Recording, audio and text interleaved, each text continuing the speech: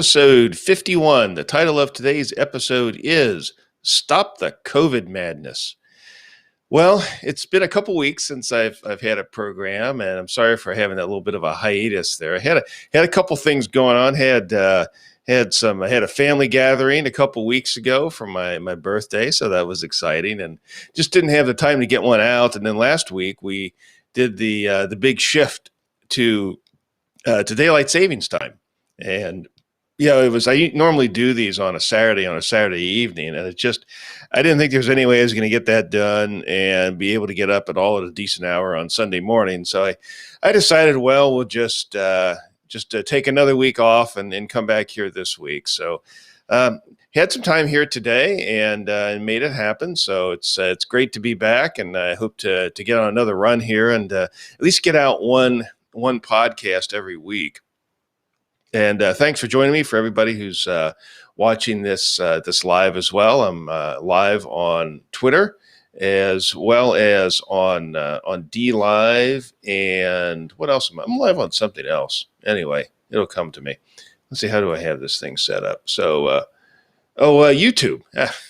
Can't forget YouTube. So yeah, I'm live on YouTube. So if anybody's watching on YouTube, welcome. It's great to have you on the program here today. Anyway, so another week here went by. Well, I guess another couple weeks since I've done a program. It's been nice. It's been getting more and more spring-like every day. I did have a chance to go out and get a little bike riding in again today. That was always really nice. And the thing is, I've never been much of a winter person. I've lived in a climate where we get winter, but I'm always kind of glad to see it go. And having a March birthday as I do, it's always nice to. I kind of think of the coming of spring. It's a little bit like a birthday present. So that's a nice thing about March. You can start seeing spring here, and a lot of people you get a lot of complaints about daylight savings time. I'm kind of a weird person. I kind of like daylight savings time. I mean, I like the fact that it stays light late at night. I get a chance on Fridays now. I can go back and take a walk. There's a park here close to me. I can take a walk at on Fridays after work, and after having some dinner, and it's nice to have that extra hour to be able to do something in the evening. So anyway, it does, though. I have to say, daylight savings time, it takes a little bit of getting used to. I find that whole fallback thing in the fall, that's pretty easy for me to get used to. But when I get into daylight savings time, it always takes me about a week or so, I think, for my body to just get adjusted to when things are happening, because things just don't seem right. And it seems like I always have a hard time getting to sleep the first couple nights of daylight savings time, because my body just doesn't want to shut down. Anyway, kind of funny like that. I guess another thing about March that I always kind of appreciate, of course, is it starts getting close to baseball season. Now, I've been a huge Reds fan my whole life, and I guess that started back in the 70s when I was growing up watching the Big Red Machine, as the Reds were known back then.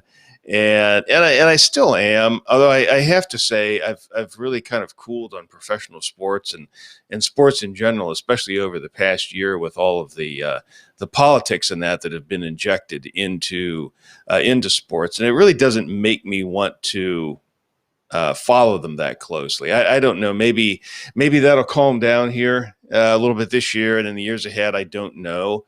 But right now it's still hard for me to get as excited as I normally would be. And of course, you can't go really down to the stadium either, because they've got all the COVID restrictions. And we're going to start talking about that here in just a minute, kind of by way of introducing the main topic of the program. I mentioned the COVID restrictions to being able to say go see a baseball game or a basketball game or something like that in person. It's very frustrating. At work this week, we celebrated, and I don't know if that's the right word to say we celebrated. I guess that was the way it was presented to us. I don't know, maybe commemorated might be a better term. I don't know. But anyway, we celebrated the 1-year anniversary of working from home, because it was a year ago this past week that they closed down our office, and they said, everybody go from home. You can go home. You're going to be working from home, and we'll let you know when you're going to be coming back. And I have to admit, I never thought that, when they booted us out of the office that day, that here I'd be sitting a year later and still working from home. I didn't expect that. I thought maybe a couple weeks. There was all that talk. 15 days to flatten the curve, or some such thing that was going around last year. And I thought, well, okay, maybe it'd be a couple 3 weeks or so, and we'll be back in the office. Well, as I said, here we are a year later, and we're still working from home. Now, I have to admit, it hasn't been exactly a huge burden for me. My job translates very well into a work from home situation. There's nothing, literally nothing that I could do at the office that I can't do at home. With maybe, I guess, with one exception, I can't go over to somebody's desk, and sometimes that can be nice. If you have a question, maybe you get some unusual kind of circumstance, and you want to go talk to a colleague and say, hey, have you ever seen this before? Have you ever dealt with this? Could you give me a little bit of help?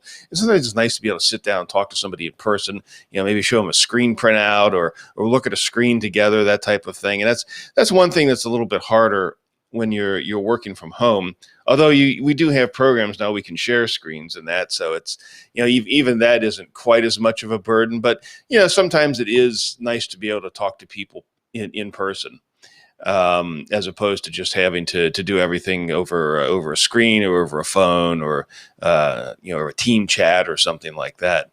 But yeah, we did celebrate our 1 year of working from home. So it's hard to believe this whole COVID thing has been going on for a year. In my case, I've been blessed enough that, as I said, my job translates very well into work from home, and I have to say, from my standpoint overall, I really didn't miss a beat.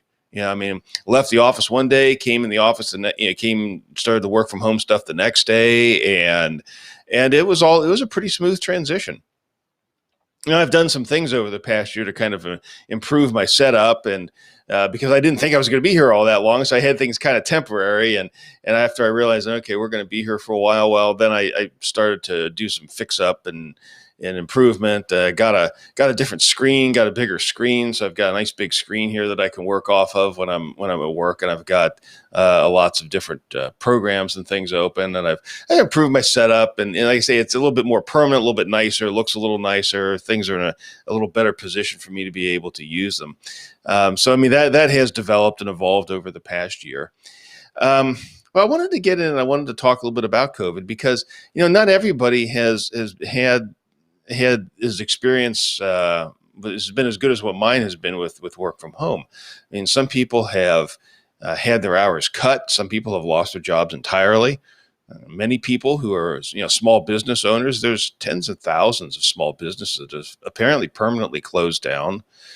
Job losses have been terrible. I mean, I know this last week they had another horrible initial jobless claims that always comes out on a Thursday, and it was once again, it was well over 700,000 people lost their jobs the prior week, and it was reported this past Thursday. And that's a terrible thing, and people have gone through this. And it was interesting. I posted sort of the inspiration for today's podcast, as I had posted something on Facebook. It was an article by Ron Paul, former Congressman Ron Paul. One of my great heroes. He's maybe the only politician I can think of that I would say is a hero to me, or at least somebody recently anyway. I have loved and admired Ron Paul's work for many years, and that's he's been one of the few beacons of hope in this whole COVID thing, and it's been a great pleasure to be able to read him and to listen to him, his liberty-minded approach to how you deal with COVID, and I agree fully with him. But I posted this article on my Facebook page the other day, and I had a friend respond. This is Tim Kaufman. Now, some of you, if you're watching this, or I should say listening to this through Thorn Crown Ministries, you're probably familiar with Tim Kaufman's work, because he does podcasting and that on Thorn Crown Ministries. He posts his podcast out there. He also has a blog himself, and it's called Out of His Mouth. And that's a blog that he does. It's on. He deals with mostly with eschatology, or at least a good deal of what he writes on is eschatology, and he'll put some pieces out there every now and then. Tim is a brilliant scholar, and he's someone that it's very interesting. He was raised Roman Catholic, and when in his early 20s, when he started working as an engineer, and he is an engineer. He's a rocket scientist, actually. He does engineering. I believe he is a contract employee. I think the firm he works for is a contractor for NASA. So yeah, so he's our scripturalist rocket scientist. So see, I guess sometimes it takes a rocket scientist to be able to figure out Revelation. But Tim is as I said, he's a very brilliant scholar, and he's a good brother in Christ. And when I posted this piece by Ron Paul out there, he wrote me a fairly lengthy comment on this, talking about a recent experience that he had at a Starbucks, of all places. And I wanted to go ahead and just read through this. I asked him if he'd give me permission to use it. And he said, yeah, you can go ahead and use my name too. So I'm not, so Tim, thanks so much for allowing me to do that. I'm just going to go ahead and read Tim's comments. And once I do that, I'm going to go ahead and I'm going to turn to the article by Ron Paul, where he talks about the COVID, and we'll break down some of Ron Paul's comments as well. But here's Tim Kaufman to get us started. So, quote, "This is where the government response to COVID has gotten us. Last night, my friends visited Starbucks in South Beach. At the door, they were handed a mask to comply with the government mandate. This morning, I went to Starbucks anticipating the same warm welcome. When I entered, no mask was offered, but I thought I would just wait in line until the matter presented itself and I would accept a mask if offered. There were 40 people inside the store, either in line or waiting to order or waiting for mobile pickup. There were 6 more staff behind the counter. After completing my order at the register, the manager approached me and asked me to wear a mask. I responded that I had been told that Starbucks was handing them out for free. She would hear none of it. She began to berate me in front of the other customers for standing in line for 30 minutes without a mask. And again, I told her that I understood Starbucks was handing out masks to its customers, as my friends had experienced the night before. She became agitated and asked me to leave. On the way out the door, I noticed that the maximum occupancy for this Starbucks during COVID is 10. Just 10. But there were 40 people inside the Starbucks at the time I was asked to leave because I was not wearing a mask. When I went outside to wait for my order, my wife handed me her mask so that I would be in compliance when my order was ready. My son was still inside at the time. The manager then pointed to me through the window and said to the rest of the customers, "See that man? He's mocking us. He refuses to wear a mask inside the building, and now he's wearing one outside the building." My son and daughter were inside the store at the time, and my son said, "That's my dad." The lady next to my son in line politely informed him that his father was teaching his daughter bad ideals. The manager then informed my son that he needed to go outside and beat his dad for violating the rules. Yes, that's true. In a Starbucks with maximum capacity of 10, with 40 customers plus staff, the manager incited violence against me, and the other customers who were actually in violation of the maximum occupancy were trying to tell my son that I taught my daughter bad ideals and values. And all I had done was go to Starbucks because I heard that they were nice and would give me a free mask. Well, I guess Starbucks isn't as nice as what Tim thought, and is in fact Tim he made a second comment to me on that particular post, and he said, I guess you can take the Starbucks out of Seattle, but you can't take the Seattle out of Starbucks. and I think that's probably a pretty good way of putting that. Yeah, it's really kind of a sad situation. I mean, we've become a great deal more and more like I don't know, kind of more like East Germany all the time. It seems like, and you read about some really terrible things like this happening to people who have somewhat been maybe caught up a little bit innocently in not having a mask. You get people shrieking at them or what. Maybe you've seen some videos of that kind of thing on you see stuff like that out there on Twitter or what have you. But that was Tim's experience at Starbucks. And so what I thought I'd do is I wanted to go ahead and share with you the article that sort of, I guess, inspired him to talk about this. This was a piece that was written by Ron Paul. It appeared, it was on the Ron Paul Institute on Monday, March 15th. And this was a few days after Joe Biden had given a national address. on COVID. You remember that he did that? I think it's about a week and a half back or so. And it was a big deal because it was his first overall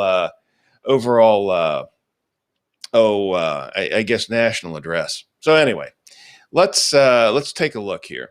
So here's the. In fact, I'm going to go ahead and see if I can do this here. Yeah, there we go. There we go. Bring that in. So here's the article. Is Biden holding America hostage until Independence Day? So what if we click that? Does that make it any bigger? No, I guess that doesn't really change anything. Okay.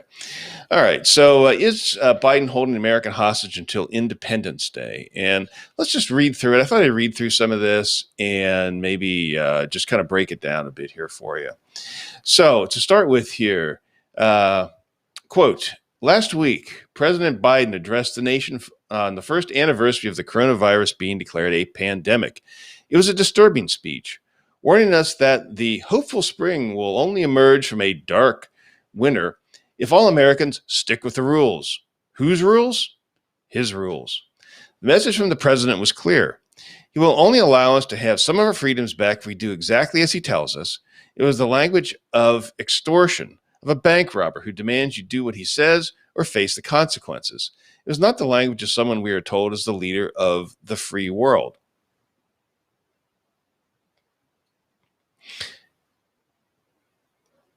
In the speech, Biden laid out a list of what was taken from us over the past year. Weddings, birthdays, graduations, family reunions, the Sunday night rituals. It was as if somehow the virus, instead of authoritarian government officials, prevented us from enjoying these normal human activities.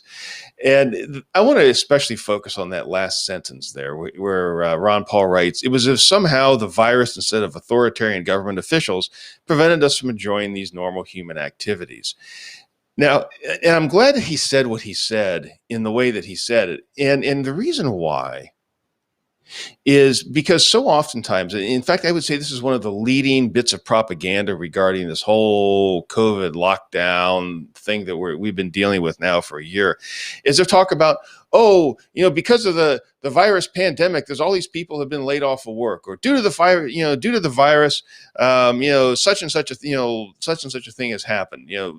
To say people losing their jobs or businesses being closed, or the decline in economic activity is being blamed on the virus. Well, the virus had nothing to do with layoffs. COVID is a virus. COVID has never laid off a single employee.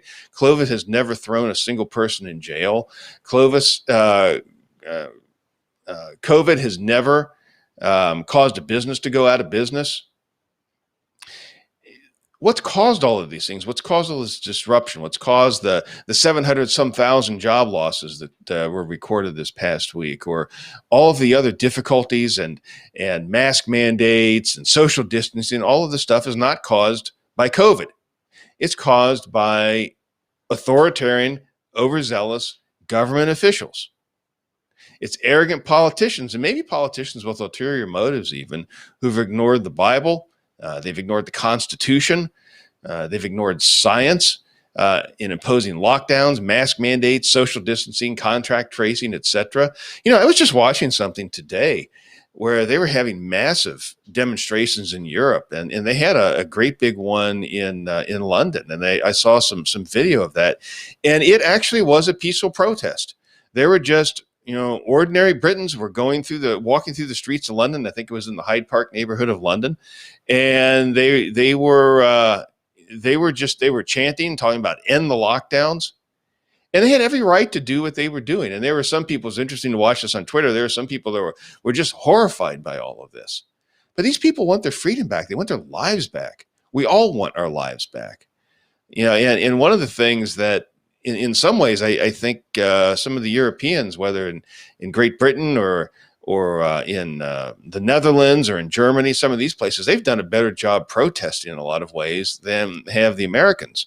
And I think maybe some of that it goes to, I think the lockdowns have probably been more severe in some of these countries. I know from what I've read about in Great Britain that it's essentially people are under house arrest and have been for months. In fact, probably for most of the past year. I mean, at least where I live, I mean, I live in Ohio, and our COVID lockdowns haven't been great. Our governor has certainly not been great on this subject of COVID, but he hasn't been as bad as some have. I mean, for instance, he's been definitely better than, say, Gretchen Whitmer up in Michigan. I mean, for the most part, life has been fairly normal here. As I said, the businesses they sent us all home because of a year ago, and we could go back to the office now, but we'd have to go back, and you'd have to have wear a mask every time you get up out of your seat. You have to have your temperature taken every day, and they made the decision that since things were working pretty well for us, that we could just go ahead and work from home. And I think that was the wisest decision to make. I'm glad it's the decision that they did make. Most of the restaurants, the restaurants are still open. Like when you go into a restaurant, you have to wear a mask while you're walking to your table. But you sit down at your table, you don't have to wear a mask. It's all very silly, and it should all be just removed. As I said, it's also not as bad as California. I remember they put that thing where there was that requirement. It was even it was like a flyer that the state government gave out, and it showed people saying, well, when you're sitting at your table, you have to put your mask on in between bites. It showed somebody pulling a mask down, putting a forkful in, and then putting the mask back up. I mean, it's just absurd things like this. And, Gavin Newsom, I guess they've collected enough signatures to remove him, and I hope they do.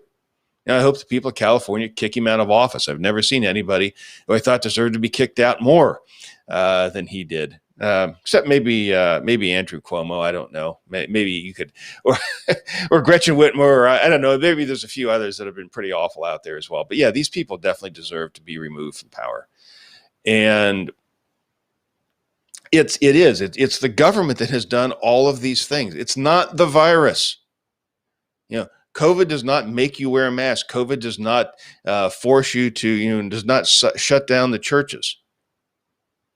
COVID does none of those things. This is all done by politicians. And I think it's absolutely important to remember this, because when you read articles in the mainstream media, and you see this all the time, in fact, you may want to challenge yourself and just see if you can spot the headlines that promote this idea, the whole idea that it's COVID somehow it's done all this stuff. COVID has done none of these things. It's the government. Keep that in mind. But let's continue here with Ron Paul's column. It says, though we continue to see COVID disappear across the country with the end of the winter season, Biden was not about to let go of his perceived power to control our lives. He said, if we do all this, if we do all part, if we do this together, by July 4th, there's a good chance you, your families, and friends will be able to get together in your backyard or in your neighborhood and have a cookout or a barbecue and celebrate Independence Day. That doesn't mean large events with lots of people together, but it does mean small groups will be able to get together. Imagine our fathers hearing this speech. The U.S. president just might, allow small family gatherings at home in 4 months if we follow all of his rules. King George looked benevolent by comparison. His representative Thomas Massie tweeted shortly after the speech, if you're waiting for permission from the chief executive to celebrate Independence Day with your family, you clearly don't have a grasp on the concept of independence. I like that. And by the way, Thomas Massie, just a second here.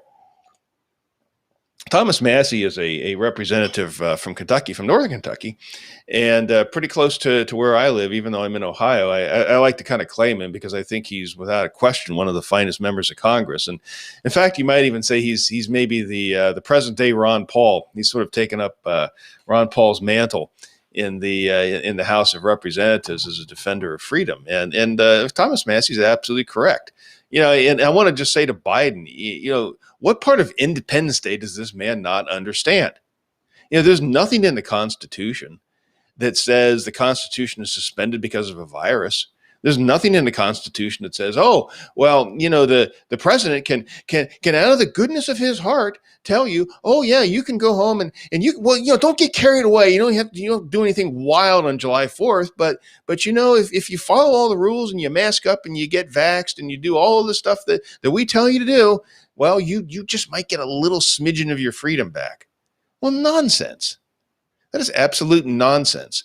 We have the right to get together on Independence Day or any other day we want to and have a barbecue.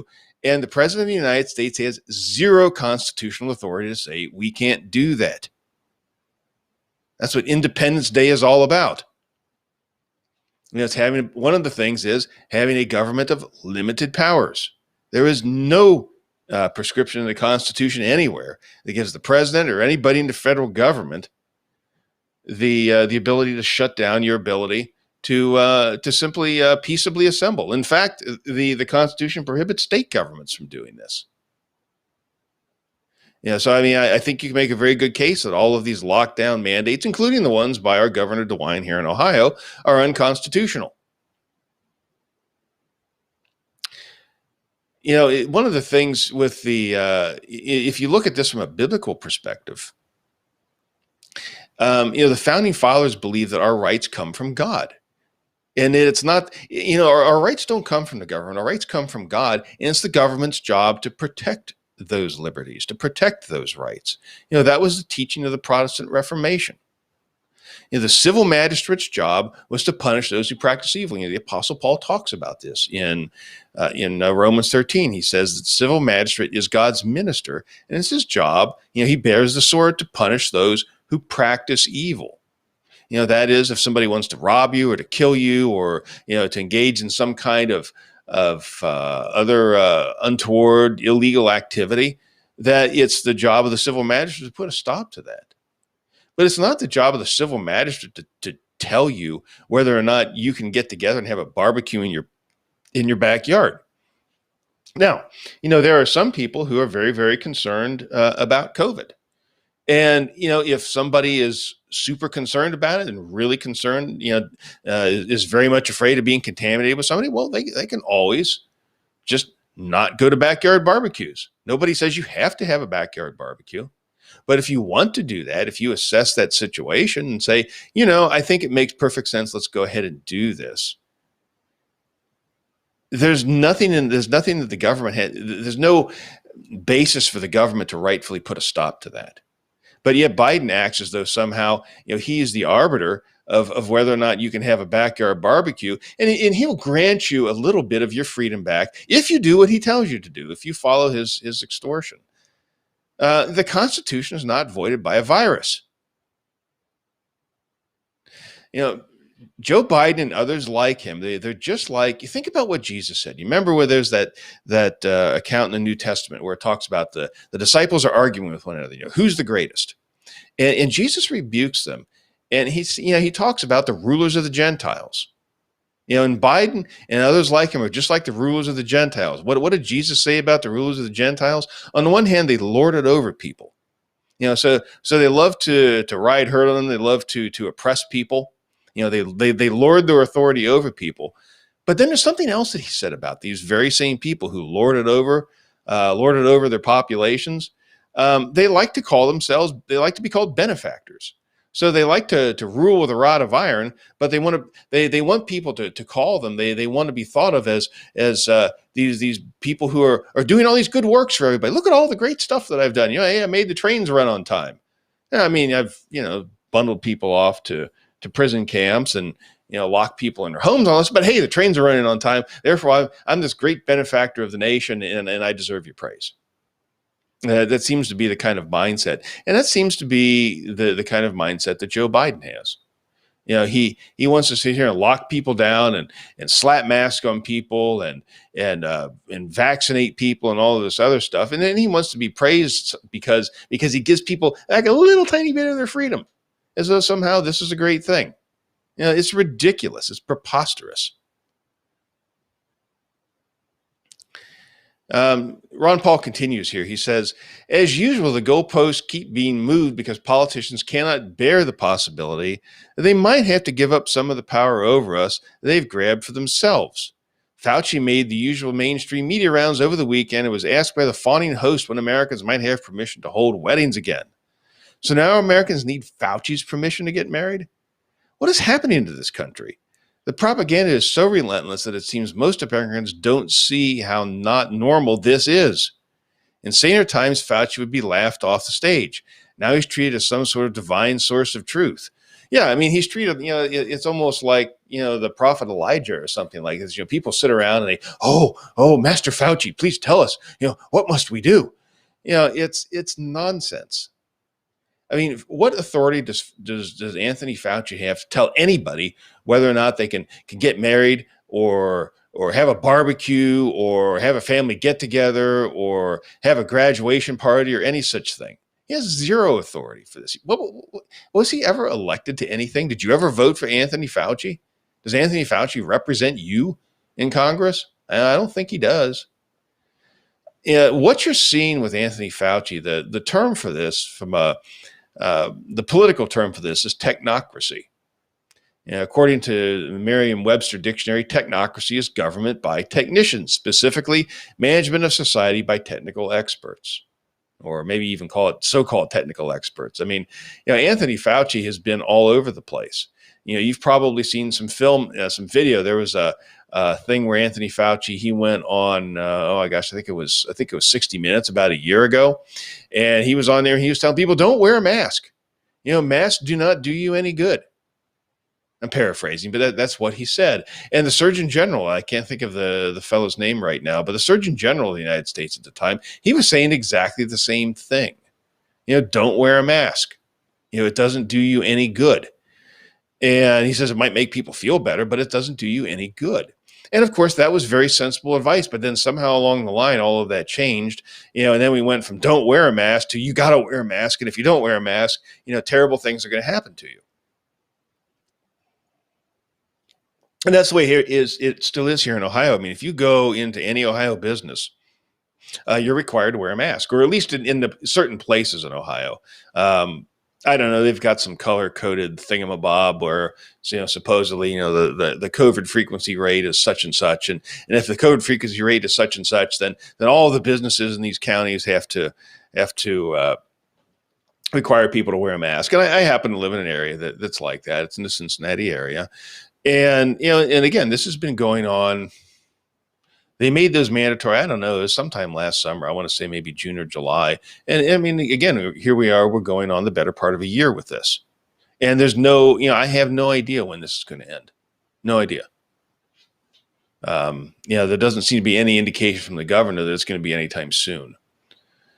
And Ron Paul closes his comments here. He says, Biden promised that he was using every power as president of the United States to put us on war footing. Of that, I have no doubt. But Biden's war is not against the virus. It's against the U.S. Constitution and liberty itself. And that's the end of Ron Paul's column. And I think that's he does a very nice job in this column, just summarizing the issue, summarizing the arrogance that you see out of the politicians. Yeah, and the fact, and one of the things that's so frustrating, and this is something that you mentioned a few paragraphs back, Ron Paul did, is that they keep moving the goalposts because they don't want to go, they don't want to let go of their power. There was a story, I think it was out this past week on COVID, where they were talking about the CDC had come out with some guidelines saying, well, with schools, says the CDC, this whole thing with schools, well, we don't need to do the 6 feet social distance anymore. If we just move it down to 3, that'll suffice. Yeah, these people are just making this stuff up. They made up 6 feet. Now all of a sudden, for some reason, 6 feet's not. Excuse me. Should have brought more to drink up here. Just got a little bit of coffee left. So all of a sudden now 6 feet is no longer necessary. We're down to 3 feet. Well, why? I mean, if 6 feet was necessary, what's changed? I think what it is they're feeling the political heat. That's what's changed. And so they're trying to slowly back off. We'll give you a little bit of your freedom back. No, we need to it's getting to the point, and I have thought about this for a long time. It has gotten to the point where I think civil disobedience is necessary. Just because these governors, these CDC people, the people that make the decisions, they will not listen.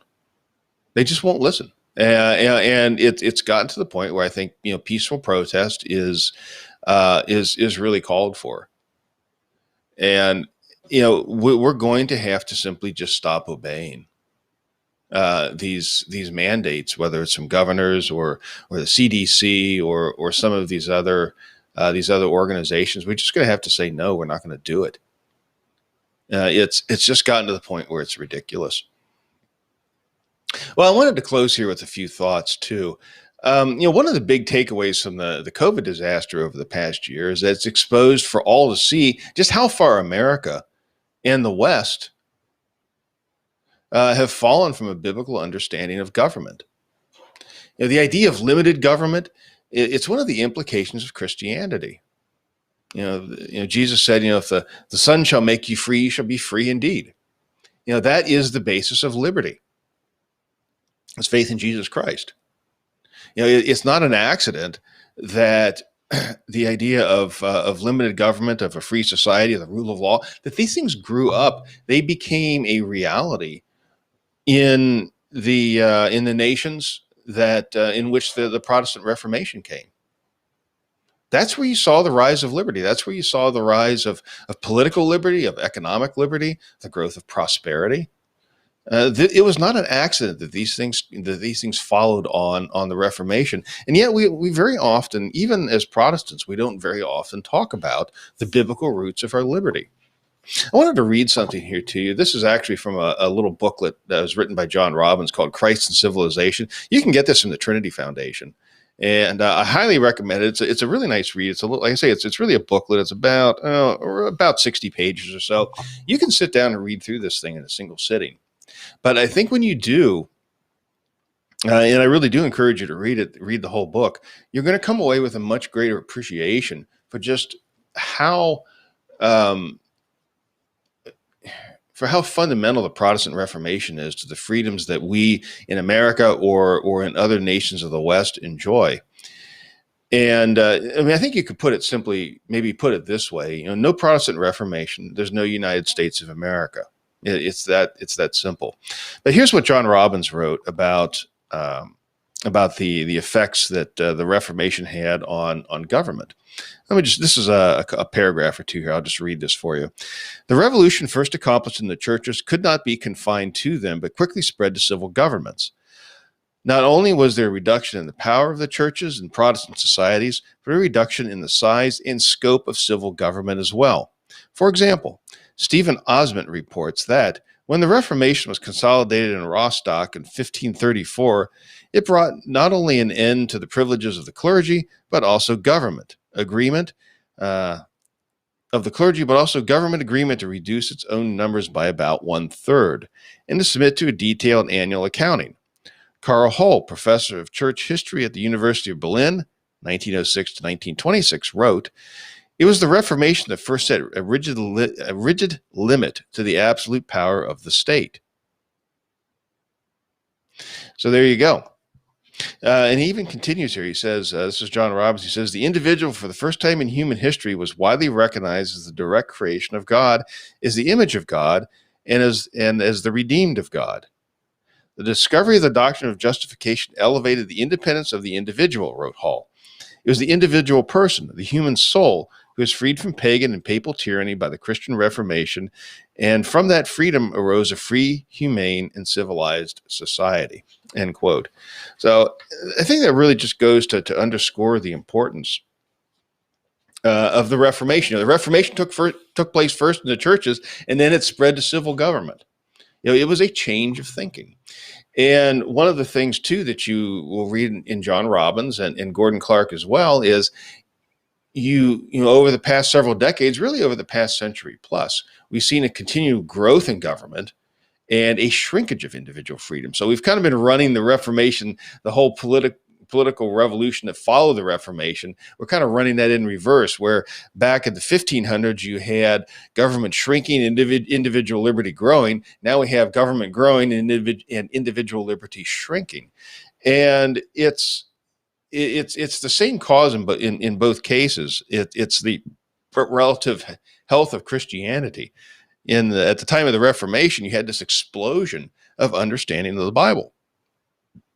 The growth of Christianity was widely preached and believed, specifically the doctrine of justification by faith alone. And that simply means that how is a sinful man come into a right standing with God? Well, according to the Bible, according to what was taught by the Reformation, it's faith in Christ alone. It's not by our own works. It's not by some combination of faith and our own works. It's faith in Christ alone. Our works contribute nothing to our salvation. It's faith in Christ alone. And we come to him, nothing in my hand I bring, only to the cross I cling. That's the old hymn. Augustus Toplady wrote that. And that idea of justification by faith alone, it freed an entire civilization from the tyranny of trying to save themselves through works which can never save anyone. But it did so much more than that. I mean, it wasn't just that. I mean, Christianity, yes, that's, the idea of justification is central to Christianity. Justification by faith alone is central to Christianity, but it's so much more than that. It's not less than that. It's more than that. And when you had a large numbers of people coming to believe and to understand the doctrines of justification, they also came to believe and to preach the whole counsel of God. And the Bible gives us a complete system of thought, both in politics and in economics. And the Bible everywhere promotes limited government republic for a political philosophy. And in terms of economics, it's all about free market economics. It's all about laissez-faire, or what they would just call capitalism. John Robbins used a term. He called the complex of limited government and capitalism. He called it constitutional capitalism, and that's the economic and political system of the Bible. And it's people, as I said, when they came to Christ in faith, not only did he save them spiritually, not only did he free them spiritually, but they also freed politically and economically as well. It's an amazing story, and I love reading about the Reformation, because you really just see the light of the gospel coming in the world in an incredible, in an amazing way, and it literally transformed society. It created a whole new civilization. And that's what John Robbins said right there in that passage I read you from Christ and Civilization. And what's been happening here in our own time is Christianity has been disappearing. And so therefore, the civilization that Christianity built is also disappearing and is being replaced by something that is much more akin to the kind of feudalism that we left behind. In fact, I just found a book tonight. I haven't read it, but I did buy it. It's a book. It's called I don't remember the exact title of it, but it's called like The Return of Feudalism or Neo-Feudalism, it's called. And it's about the recurrence of this sort of feudal structure that dominated Europe in the Middle Ages is now coming back. And there's a reason for that, because it's Christianity that put an end to that system, and it's the disappearance of Christianity that's leading to the recurrence of that system. That's what we're dealing with. And you can see that one of the examples of that recurrence of feudalism is the way governments have been handling COVID, and it's been a disaster for liberty. That's about all that I had this week. So I wanted to just say thanks to everybody for watching and for listening. I do appreciate that. And I wish you all a very blessed Lord's Day tomorrow. And God willing, we'll pick this up again next week. Thanks so much. Have a good evening. Goodbye.